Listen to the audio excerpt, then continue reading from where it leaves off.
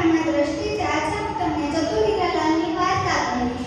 એક મોટો વેપારી હતો. તેનું નામ હતું ધનપાલ. ધનપાલ શેઠ પાસે ઘણા બધા નોકર ચાકર હતા અને તેની પાસે ખૂબ રૂપિયા હતા.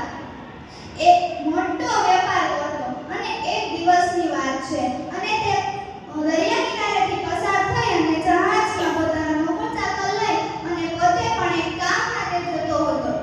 ત્યાં દરિયામાં એક મોટું તોફાન આવ્યું અને તેથી જહાજ તૂટી ગયું અને તે જહાજમાં રહેલા નોકર ચાકર અને ધનપાલ શેઠ એ બધાય ડૂબી ગયા. નસીબ વડે એક નોકર બચી ગયો અને તે નોકરનું નામ હતું હીરાલાલ. હીરાલાલ ખૂબ જ ચતુર હતો અને તે તરતો એક દૂરના કોઈ ટાપુ પાસે પહોંચી ગયો અને તેને થોડુંક આગળ જોયું તો ત્યાં એક નગર હતું અને તે નગર તરફ ચાલવા લાગ્યો અને ત્યાં કિનારીએ પહોંચ્યો તો ત્યાં તેને ઘણા સૈનિકોએ ઘેરી લીધો અને હીરાલાલ તો ગભરાઈ ગયો અને તે સૈનિકોએ હીરાલાલને લઈ અને તેના રાજ્યમાં લઈ ગયા અને તેને સુંદર વસ્ત્રો પહેરાવ્યા, હાથે મંગળ મૂકી અને સિંહાસન ઉપર બેસાડ્યા અને હીરાલાલને કંઈ સમજાવ્યું નહોતું અને તે તો ગભરાયેલો લાગતો હતો અને તેથી